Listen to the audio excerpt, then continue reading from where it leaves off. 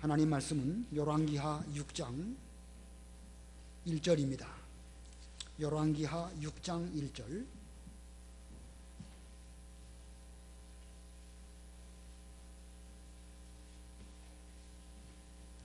바른 성경으로 구약성경 464쪽 열왕기하 6장 1절.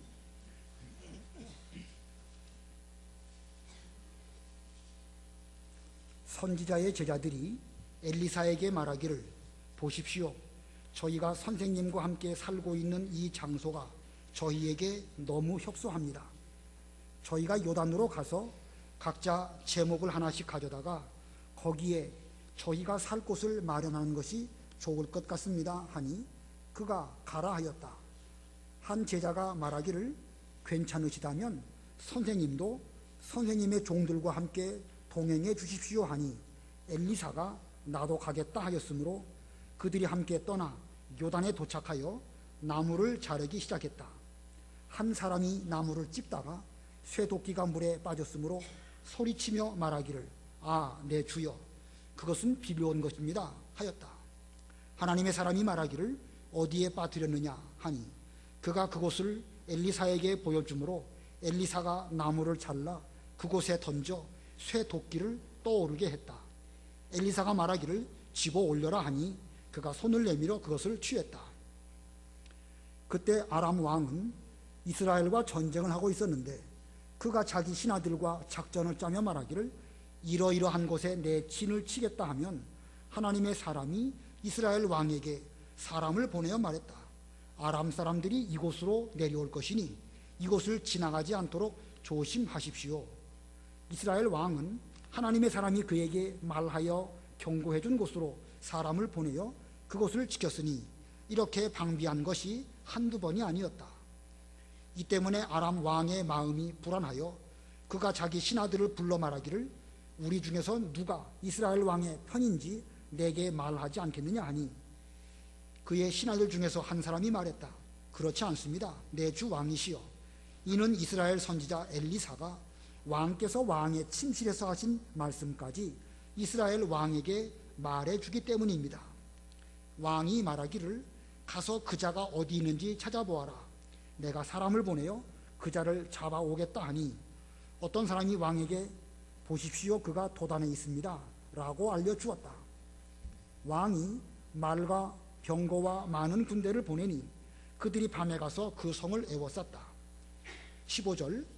하나님의 사람을 시중두는 자가 아침에 일찍 일어나 나가보니 군대가 말과 병거와 함께 성을 에워싸고 있으므로 그 사환이 엘리사에게 말하기를, 아, 내 주여, 우리가 어떻게 해야 좋겠습니까? 라고 하자 엘리사가 말하기를, 두려워하지 마라.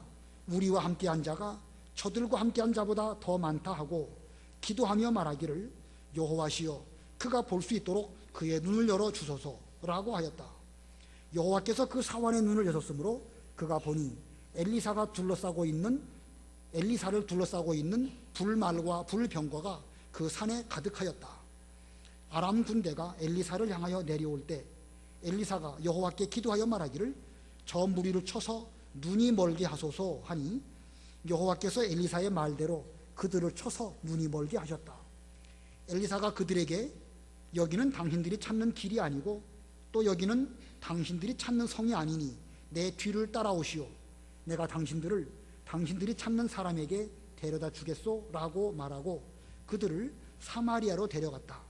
그들이 사마리아에 도착했을 때 엘리사가 기도하여, 여호와시여, 이 사람들의 눈을 열어서 보게 하소서 하니 여호와께서 그들의 눈을 여심으로 그들이 보니 그들이 사마리아 한가운데 있었다.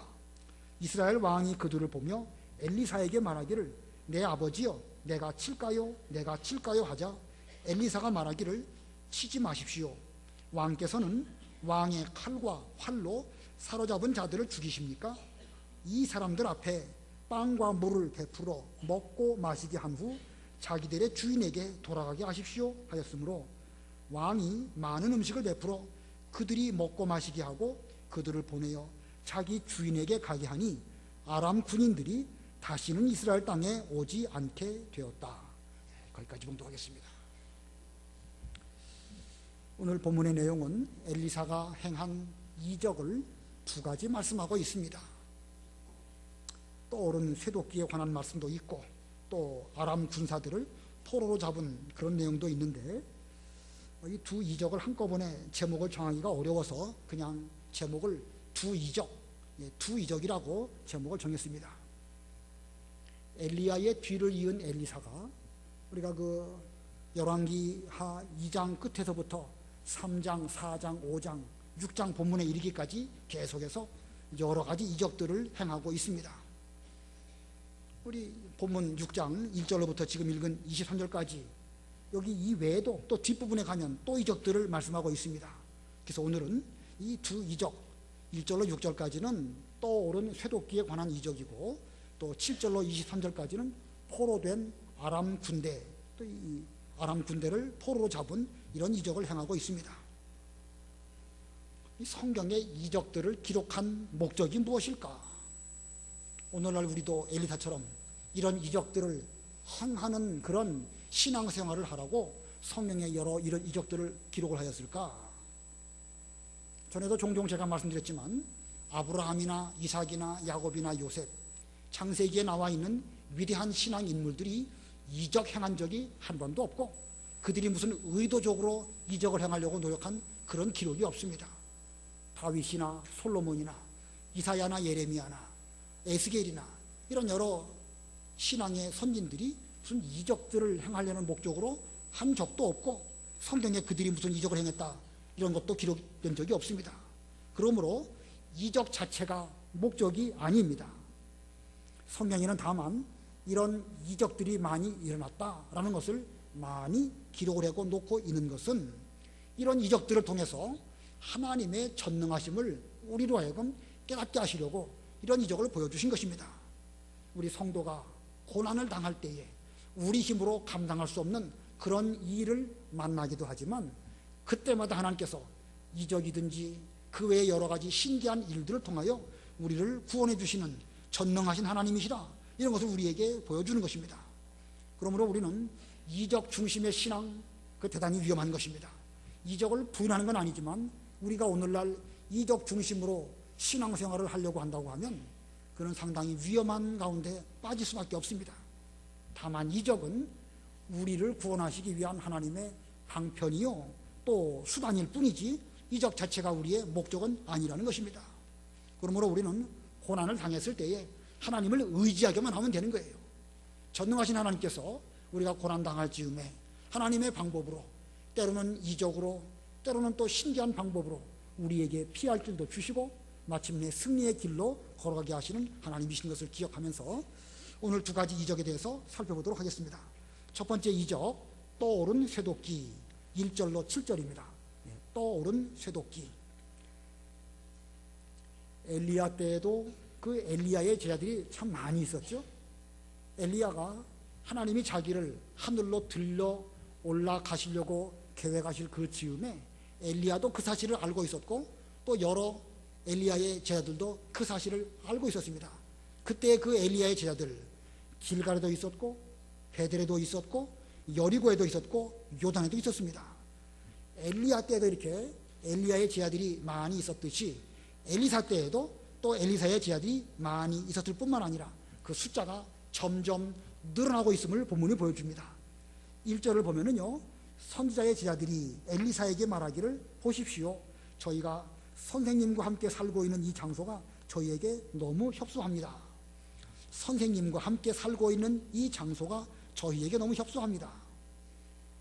처음에는 어느 정도 충분했겠지만 제자의 숫자가 점점 늘어나고 선지생도의 숫자가 점점 늘어나니까 이거 뭐 학교나 기숙사나 이런 공간들이 점점 좁아지게 되었습니다.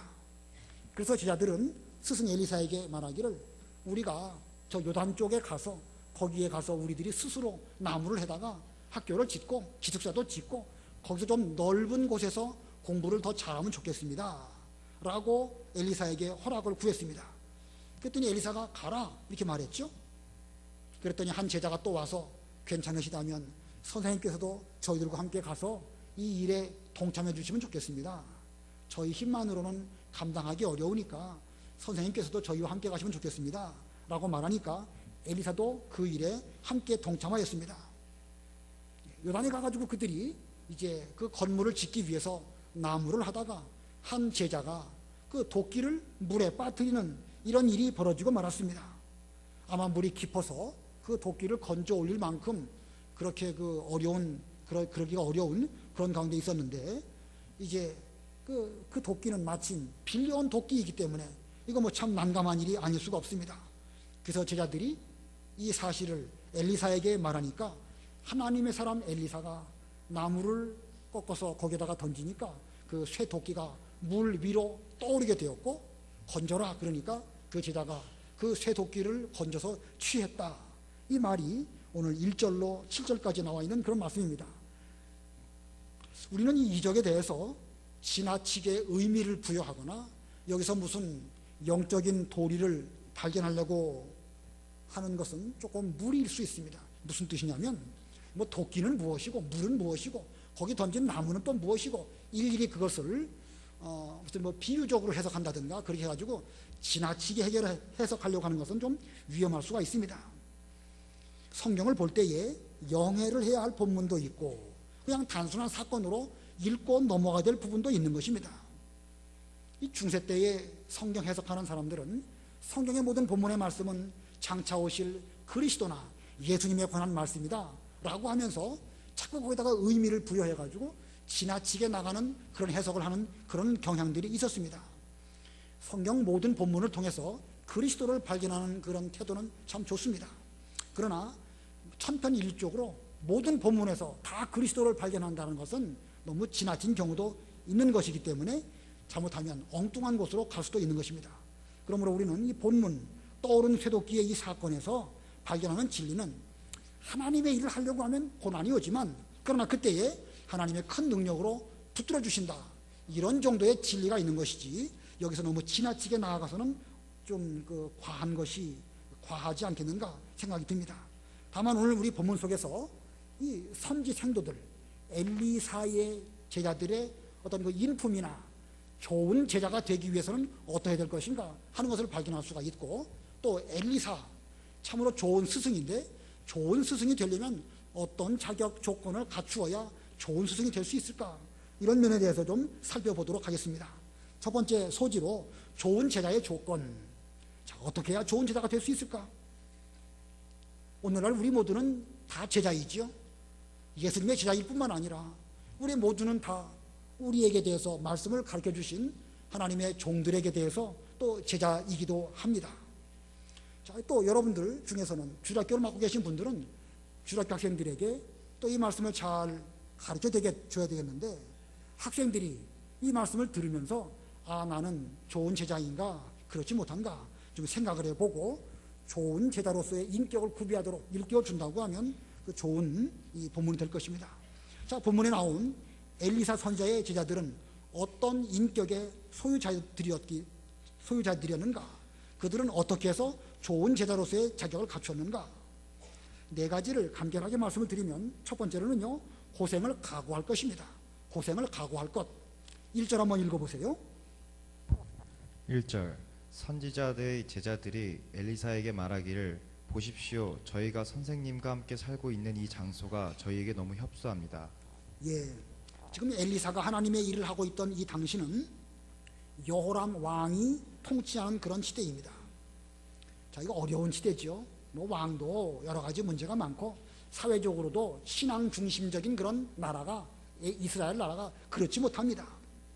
이런 가운데 엘리사 선자에 가갖고 하나님 말씀을 배운다, 고생을 각오하지 않으면 갈 수 없는 길입니다. 뭐 학교나 기숙사나 여러 가지가 좁고 점점 숫자는 많아지고 많다 보면 아무래도 희소 가치가 떨어질 수밖에 없겠죠. 다 스승 제자의 길을 걸어간다고 하면 뭐 이런 여러 가지 희소 가치가 떨어지니까 뭐 좀 마땅치 않은 그런 면도 있겠지만, 그러나 그들은 하나님의 일을 하기 위한 선지학교 생도로서 고난을 각오하고 거기 가가지고 그 일들을 했던 것입니다. 자, 이 사람이 많아지면 많아질수록 고생도 많게 되겠지만 그래도 계속해서 많은 사람들이 모여서 엘리사를 통하여 말씀을 잘 배우는 이런 길을 걸어갔습니다. 오늘날도 신학생의 길을 걸어가는 거 뭐 보통 어려운 게 아닙니다. 저는 개인적으로는 그런 권면의 말을 잘하진 않지만 잘 그 권면하지 않는 것도 잘하는 건 아닌 것 같아요. 할 수 있으면 훌륭한 많은 종들이 우리 교회에서 많이 나와가지고 신앙의 계대도 이어가고 또 말씀을 잘 가르치는 사람들이 나와야 우리 교회도 크게 유익이고 또 뭐 크게 보면 하나님의 일도 유익한 것이겠죠. 그러나 이 일 자체가 워낙 어렵고 힘든 일이기 때문에 좀처럼 제가 제 입으로 말하지는 않습니다. 그러나 하나님의 일을 하는 사람은 시대마다 하나님이 부르시고 고난을 각오하고 나아가는 사람을 통해서 하나님은 또 진리운동을 해나가시는 가운데 계시니까 여러분 중에도 좀 많이 좀 생각을 하시고 성령의 감동이 있고 내 인간의 어떤 목적으로가 아니라 하나님께서 이끌어주시는 그런 느낌이 있다고 하면 기도해 보시고 비록 고난스러워도 이 길을 걸어가는 것이 그게 올바른 제자의 걸어가야 할 길인 것입니다. 두 번째는요, 부지런할 것입니다. 부지런할 것. 본문 2절로 4절을 읽으시기 바랍니다. 2절 저희가 요단으로 가서 각자 제목을 하나씩 가져다가 거기에 저희가 살 곳을 마련하는 것이 좋을 것 같습니다 하니 그가 가라 하였다. 한 제자가 말하기를 괜찮으시다면 선생님도 선생님의 종들과 함께 동행해 주십시오 하니 엘리사가 나도 가겠다 하였으므로 그들이 함께 떠나 요단에 도착하여 나무를 자르기 시작했다. 예, 뭐 옹색하고 좁긴 하지만 그런대로 그냥 거기서 비비고 버티다가 졸업하고 나면 또 뭐 자기 갈 길 가면 되는 것이지요. 그러나 엘리사의 제자들 가운데서는 그러지 않았습니다. 우리의 문제를 우리 힘으로 좀 해결해 보자 해가지고 스승인 엘리사에게 가가지고 우리가 요단으로 가가지고 각자 제목을 하나씩 가져다가 자 그러고 보면 모든 선지 생도들이 다 각각 부지런한 마음가짐으로 나도 한몫하고 너도 한몫하고 협력해가지고 하나님의 일을 하자 이런 마음가짐으로 스승에게 이런 요청을 하였으니까 엘리사가 가라. 그리고 이제 4절에 보니까 그들이 함께 떠나 요단에 도착하여 나무를 자르기 시작했다. 세상 일도 부지런하지 않으면 성공할 수가 없습니다. 어떤 분야에 무슨 일이든지 다 그렇습니다. 하나도 게을러 갖고는 되는 일은 하나도 없습니다. 더더군다나 하나님의 일을 하는 데 있어서 게으르다. 차라리 그렇다고 하면 처음부터 하나님의 일꾼의 길을 걸어가지 않는 것이 나을지도 모르겠습니다. 뭐 물론 사람마다 게으르다가 또 부지런하기도 하고 고난을 잘 이기면 점점 좋은 인격으로 나아가지만 하나님의 일을 하려는 사람은 좀 결심하고 부지런한 그런 마음가짐으로 하여야 그것이 올바른 태도입니다. 우리도 다 각각 자기 역할을 잘 감당해서 예수님의 제자로서 혹은 오늘날 하나님 앞에 말씀을 받는 이런 사람으로서 자기 역할을 잘 감당하고 그런 가운데 협력하는 이런 우리들이 되어줘야 우리도 좋은 제자라고 할 수가 있을 것입니다. 세 번째, 좋은 제자의 조건은요, 스승을 존경할 것입니다. 3절의 표현을 보면은요, 3절, 한 제자가 말하기를 괜찮으시다면 선생님도 선생님의 종들과 함께 동행해 주십시오 하니 엘리사가 나도 가겠다 하였으므로. 자, 선생님 저희랑 함께 가시지요? 이게 아니에요. 엘리사에게 가가지고 괜찮으시다면 허락하신다고 하면 저희들과 함께 가주시면 좋겠습니다. 저희들의 힘만으로는 이 어려운 일을 감당하기가 어렵고 또 선생님이 지도를 해 주셔야 그 여러 가지 공사를 할 때에 올바른 공사를 할 수 있지 않겠습니까? 어서 좀 도와주시면 감사하겠습니다. 아마 엘리사보다도 나무도 잘하고 집도 잘 짓고 여러 가지 일들을 잘할 수 있는 사람들이 그 제자 가운데 있었을 것입니다. 엘리사야 뭐 전에 소 12겨리로 농사 짓던 사람이고 또 내내 엘리야를 쫓아오는 이런 길을 걸어갔으니까 세상 일 하는 면에 있어서는 다른 제자들이 더 잘할지도 모를 것입니다. 그래도 그들은 자기 스승을 존경하는 마음으로 괜찮으시다면 저희들과 함께 이 일에 좀 같이 가주시면 감사하겠습니다. 이렇게 말하고 있습니다. 자, 얼마나 그들이 스승인 엘리사를 존경하고 있는지 이 한마디 속에 농축되어서 우리에게 보여주고 있죠. 실제로 제자가 되어서 스승을 존경하지 못한다고 하면 절대 좋은 제자 될 수 없습니다. 여러분 자녀들도요, 학교 가갖고 어떤 과목이 잘할 수 있는가 보면 존경하는 스승이 있는 그 과목, 그거 좋아해요.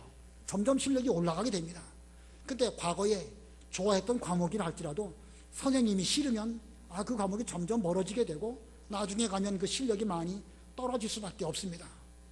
세상 학문도 그렇거니와 하나님을 배우고 이런 신앙적인 길을 걸어가는 이 면에 있어서는 더더욱 더 그럴 것입니다.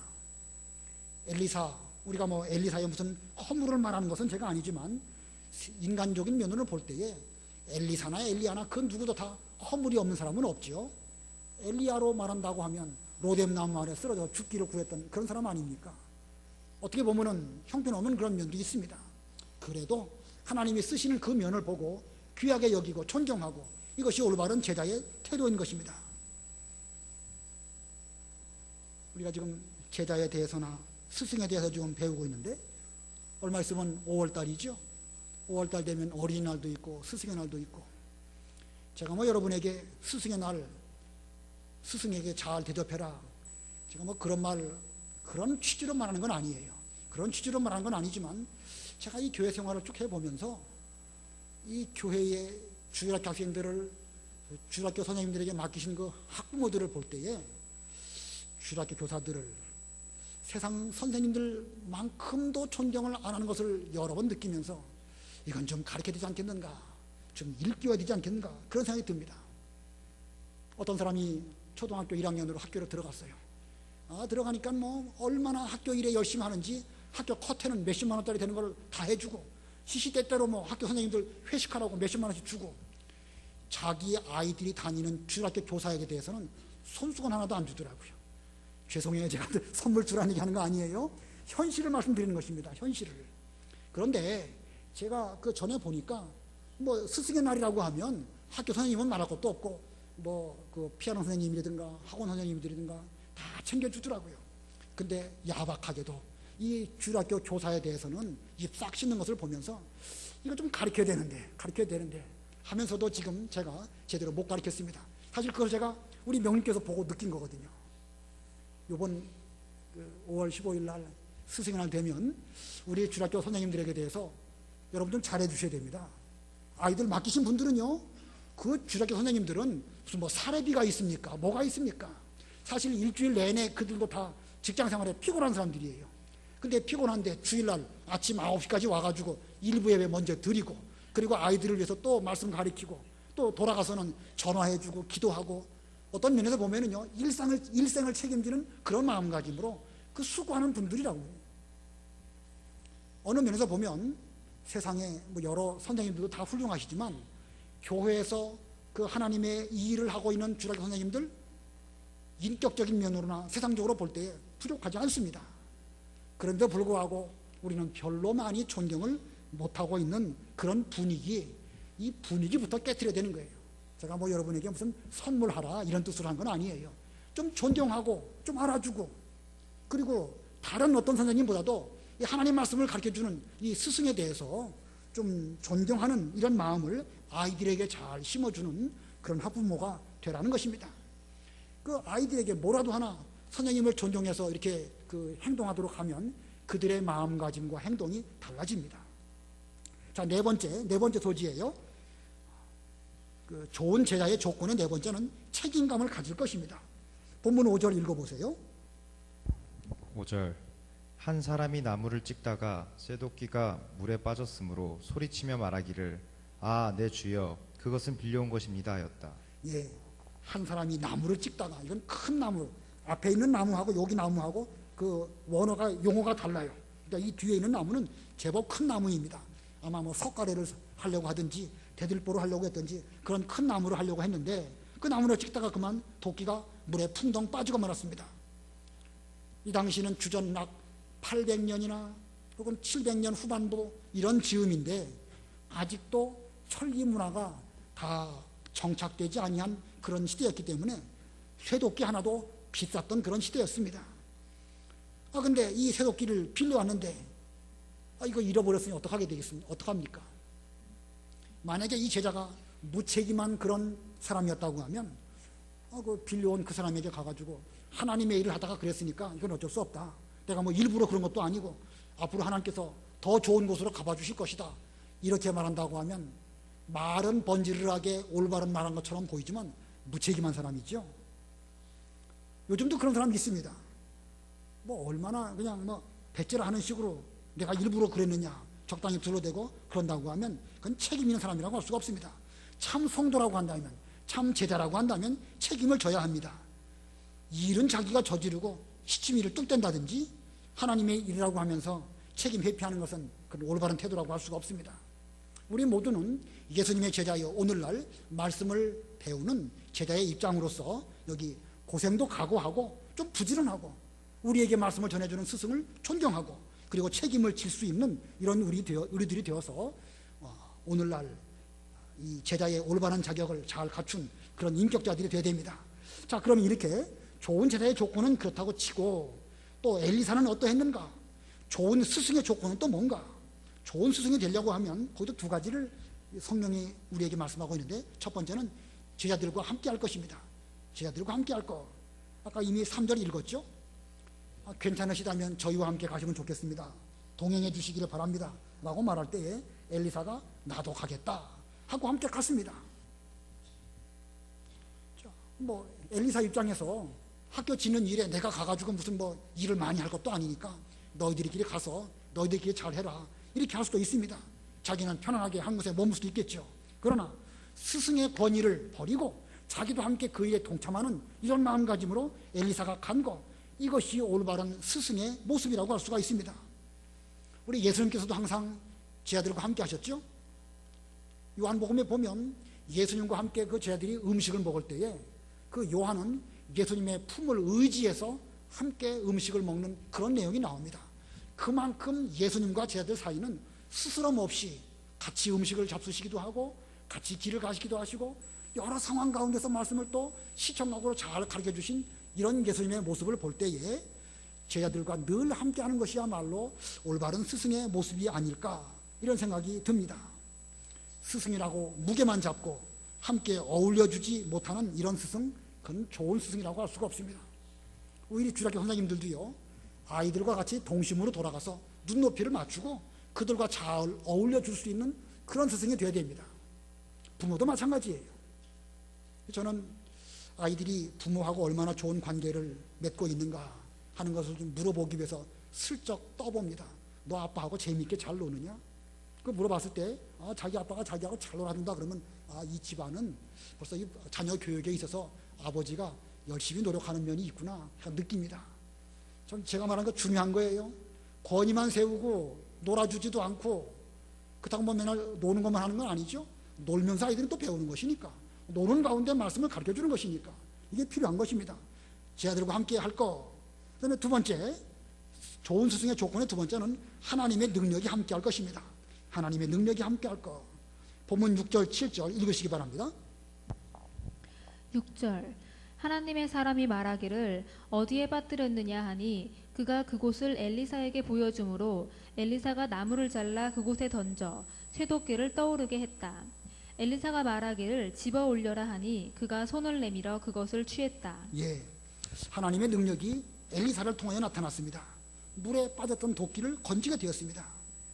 그러나 하나님의 능력이 꼭 무슨 이적을 통해서 나타나라는 법은 없습니다.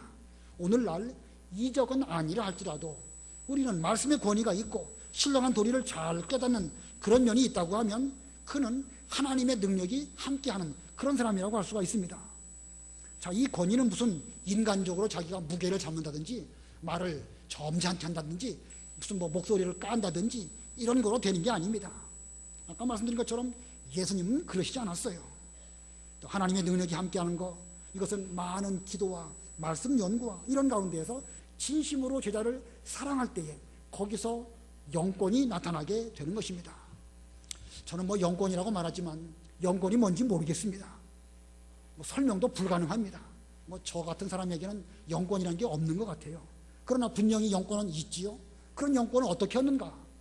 우리가 말씀을 많이 깨닫고 기도하는 가운데에서 하나님 말씀의 깊은 도리를 잘 가르친다고 하면 아마 그것이 곧 하나님의 능력이 함께하는 것이고, 그런 말씀을 제자들이 들을 때에 그걸 통해 가지고 그들의 인격이 조금씩 달라진다고 하면 그는 진정 영권이 있는 그런 사람이라 할 수 있을 것입니다.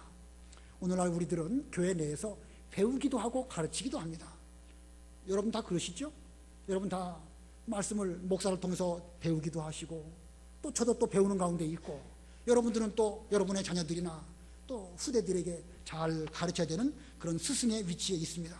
우리는 피차 배우기도 잘 배우는 좋은 제자의 자격을 갖춰야 되겠고, 또 잘 가르칠 수 있는 좋은 스승의 자격도 잘 갖추어서 우리 신앙 교육을 함에 있어서 우리가 이 일에 조금 더 소홀함이 없어야 되겠습니다. 주일학교 선생님들은 여러분의 제자들에게 이 같은 좋은 인간관계와 영적인 권위를 가지고 잘 가르치시는 선생님들이 다 되시기를 바랍니다. 그 다음에 또 두 번째 대지, 포로가 된 아람 군대 8절로 23절입니다. 뭐 본문이 길지만 내용은 좀 단순하니까 좀 간단하게 말씀을 드리고 넘어가려고 합니다. 자, 엘리사가 아람 군대의 동향을 속속들이 다 알아요. 그래가지고 아람 군대가 어떻게 하려고 하면 엘리사가 이스라엘 왕에게 보내가지고 저들이 지금 어디로 침략해 들어오려고 하니까 어디를 방비하시오 라고 말하면 탁탁 나라를 잘 방비하게 되었습니다. 이런 일들을 여러 번 겪다 보니까 아람 나라 왕이 우리 가운데 무슨 첩자가 있어가지고 그 이스라엘 나라에게 무슨 이 간첩이 뭘 보고하듯이 그러는 거 아닌가 라고 하다가 나중에 알고 보니까 이스라엘에는 하나님의 사람 엘리사가 있어가지고 자기가 침실에서 하는 모든 말까지도 다 알고 있다는 사실을 비로소 알게 됩니다. 그래서 이제 아람 나라 왕이 이 엘리사를 좀 잡아야 되겠다 하고 군대를 보냅니다. 많은 말과 군대를 보내지만 결국 엘리사로 말미암아 그 말과 군대가 나중에 사마리아 성 한가운데로 가게 되어서 그들이 포로가 됩니다. 그래서 두 번째 대지가 포로가 된 아람 군대죠. 포로가 된 아람 군대. 자, 우리는 이 사건 속에서 엘리야에게 얼마나 큰 영적인 힘, 영권이 있는가라는 것을 알 수가 있습니다. 그래서 엘리사의 영권, 본문에 몇 가지를 쭉 말씀을 드리겠습니다. 엘리사의 영권의 첫 번째는요, 아람 군대의 동향을 파악한 것입니다. 아람 군대의 동향을 파악함. 이 엘리사는 지금 도단성, 이스라엘의 도단성에 있으면서도 아람 군대의 모든 일들을 훤히 다 꿰고 있었습니다. 심지어 아람 왕이 침실에서 하는 말까지도 다 듣고 있습니다. 그렇기 때문에 아람 왕이 두려워서 엘리사를 먼저 죽여야 되겠다, 이렇게 말을 한 것입니다. 이것을 우리는 영안이라고 할 수 있겠죠. 영안, 영적인 통찰력. 우리가 무슨 여기서 이런 본문을 통해 가지고 우리도 좀 그러면 좋겠다, 사실 그러면 좋겠습니다만은 그게 우리의 목표는 아닙니다.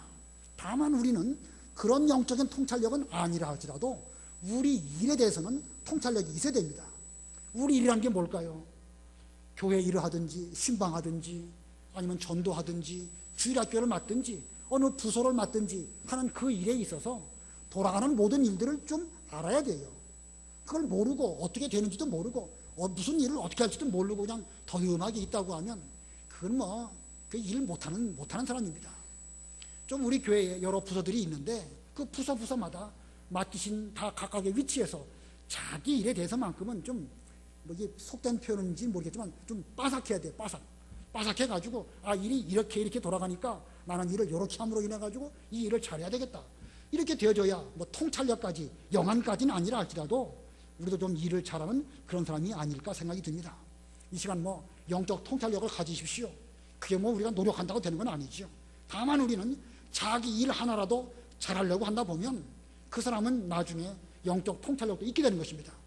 하다못해 식당에서 반찬을 하더라도 내가 이 반찬을 통해 가지고 잘해야 되겠다, 하나님을 잘 섬기는 이런 마음가짐으로 맛있게 하고 이 음식을 잘 먹고 주일날 오후 예배도 잘 드리고 또 금요일날 성경 공부도 잘하면 좋겠다, 이런 마음가짐으로 한다고 하면 그 사람은 정말 여기 있는 이 엘리사처럼 그 모든 돌아가는 일들을 훤히 알고 있는 사람과 견질 수 있는 그런 사람이라고 할 수가 있을 것입니다. 아무쪼록 우리 모두들은 자기 일만큼은 소홀하지 말고 제대로 잘할 수 있는 그런 우리가 되어야 되겠습니다. 두 번째는 엘리사의 영권의 두 번째는요, 사환의 눈을 뜨게 했습니다. 15절로 17절 읽어보세요. 15절.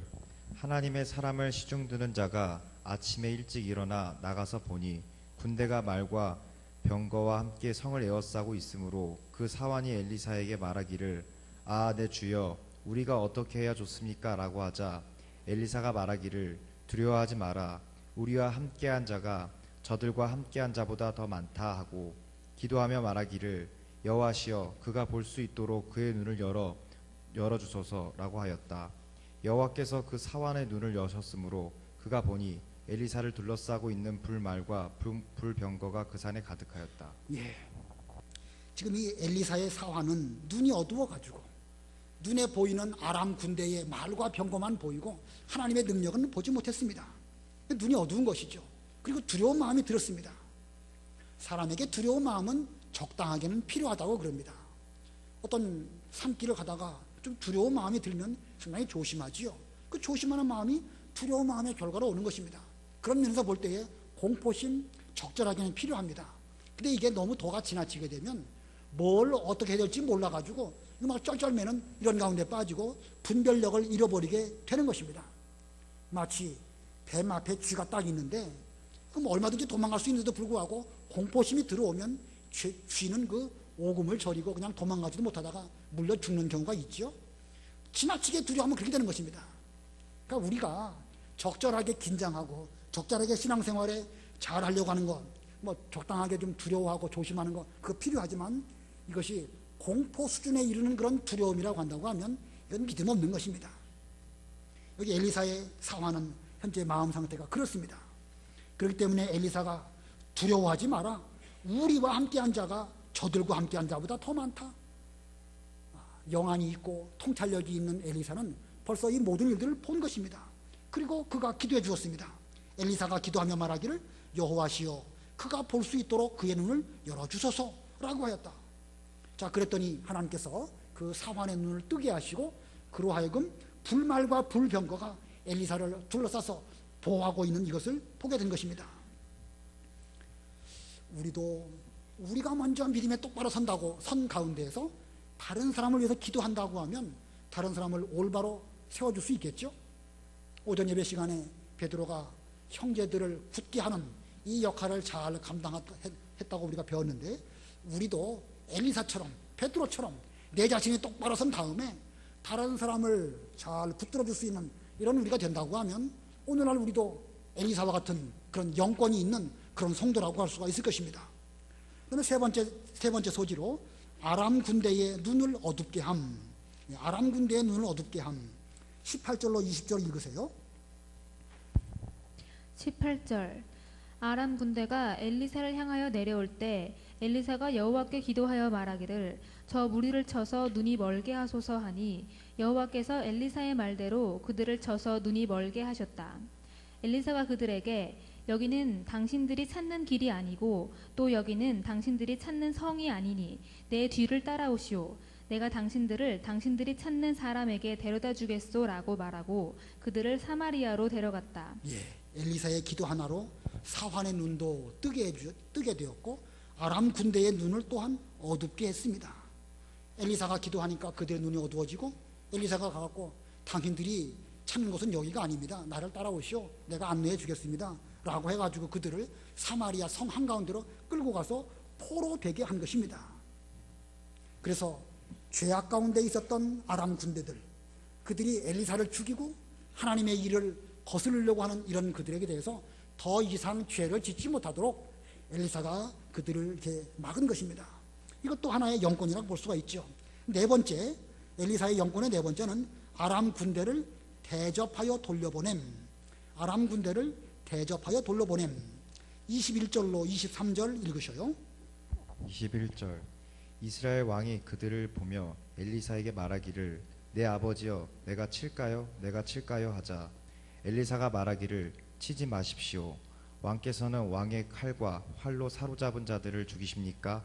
이 사람들 앞에 빵과 물을 베풀어 먹게 하시게 한 후 자기들의 주인에게 돌아가게 하십시오 하였으므로 왕이 많은 음식을 베풀어 그들이 먹고 마시게 하고 그들을 보내어 자기 주인에게 가게 하니 아람 군인들이 다시는 이스라엘 땅에 오지 않게 되었다. 자, 여기 가장 빛나는 대목이 바로 이 대목입니다. 엘리야의 영적 통찰력 가운데에서 최고로 빛나는 대목은 그 아람 군대를 칼로 쳐 죽이지 아니하고 잘 대접해서 먹여서 돌려보냈다는 것입니다. 자, 이스라엘 왕은요, 그 아람 군대가 지금 포위되어 있는 걸 그걸 보면서 내가 칠까요? 곧 그냥 가서 죽이고 싶어가지고 내가 칠까요? 내가 칠까요? 두 번이나 말했습니다. 그러나 엘리사는 치지 말라는 거예요. 포로 잡은 사람을 어떻게 죽입니까? 오히려 잘 먹이고 잘 마시게 한 뒤로 그들의 주인에게로 돌아가게 하십시오. 자, 엘리사의 말 한마디라고 하면 그 아람 군대가 얼마든지 몰살 당할 수도 있지만 영안으로 통찰력을 가진 엘리사는 그 방법이 오히려 하수의 방법인 것을 알았습니다. 최고의 좋은 법은 무엇이냐? 상대방을 사랑으로 굴복시키는 것, 사랑의 법이 최고의 고수인 것을 알았기 때문에 엘리사는 그들을 오히려 잘 먹이고 잘 마시게 한 뒤로 그들의 주인에게로 평안히 돌아가게 하십시오, 이렇게 말했습니다. 자, 우리의 영적인 영권 말했는데 전 영권이 뭔지 모르겠습니다. 설명도 못하겠어요, 사실은. 그러나 최고의 영권은 어디서 나옵니까? 사랑에서 나오는 것입니다. 우리가 상대방을 진심으로 사랑할 수 있다고 하면 우리는 그만큼 능력 있는 사람입니다. 사랑이 무엇인가? 또 그것도 참 설명이 어렵습니다.